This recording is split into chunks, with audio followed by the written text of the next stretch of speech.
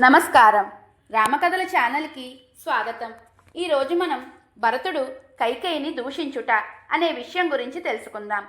దశరథుని మరణంతో కుమిలిపోతున్న భరతుడు తల్లి కైకేయితో ఇట్లు పలికెను: నీవు ఇక్ష్వాకు వంశమును నశింపజేయుటకు కాళరాత్రివై దాపరించితివి.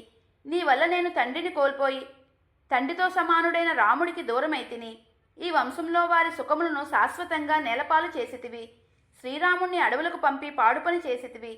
శ్రీరాముడు తన తల్లి కౌసల్యాదేవిని సేవించినట్లే నిన్ను కూడా గౌరవంతో చూసుకున్నాడు కదా.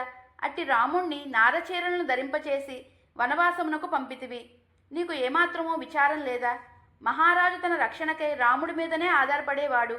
బలిష్టమైన వృషభము మోయగల బరువును లేగదోడ మొయ్యలేదు.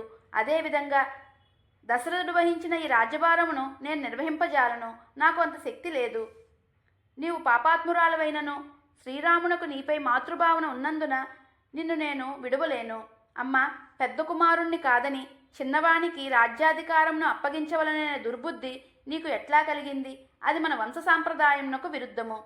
ఓ పాపబుద్ధి గలదాన, నేను మాత్రం రాజ్యాధికారమును చేపట్టను. నేను ఇప్పుడే వనములకు వెళ్ళి శ్రీరాముణ్ణి తీసుకొని వచ్చి ఆయనకు నేను దాసుణ్ణవుతాను. ఇది నేను త్రికరణ శుద్ధిగా తీసుకున్న నిర్ణయము అని భరతుడు తన తల్లిని నిందించుచు ఈ విధంగా పలికెను: దుర్మార్గురాలా, ఓ కైక! దశరథుడు మరణించినందుకు నువ్వు ఏడవవద్దు. నేను మరణించినట్లు భావించి నీ జీవితాంతం ఏడుము. నీకు రాముడు చేసిన అపకారం ఏమిటి? రాముణ్ణి వనములకు పంపించి మహాపాపమును నీ తలపైకి ఎత్తుకుంటివి. ఇంక నీకు నరకమే గతి. నువ్వు చేసిన ఘోర పాపములకు ఫలము నిన్నేగాక నీ కొడుకునైనందుకు నన్ను కూడా వెంటాడునని భయమేస్తుంది. నీ వలనే ఈ లోకమును నేను అపకీర్తి పాలైతిని. నీవు నాకు తల్లి రూపమున ఉన్న శత్రువు. రాజ్యలోభంతో మంచి చెడ్డలను మరిచినావు. పతిహత్యకు పాల్పడినావు. అందువలన ఇక నీతో నేను మాట్లాడను. కేకై మహారాజు మిగులు బుద్ధిమంతుడు, ధర్మప్రభువు. ఆయన వంశమును నువ్వు చెడబుట్టితివి. నేను ఆయన కూతురునని చెప్పుకునే అర్హతనే నువ్వు కోల్పోయితివి. ఓ పాపాత్మురాల, కౌసల్యాదేవికి పుత్రశోకం కలిగించితివి. పతివియోగమును కలిగించితివి. కావున నీకు నరకమే ప్రాప్తించును. నేను ఇప్పుడే శ్రీరామునికి రాజ్యం అప్పగిస్తాను.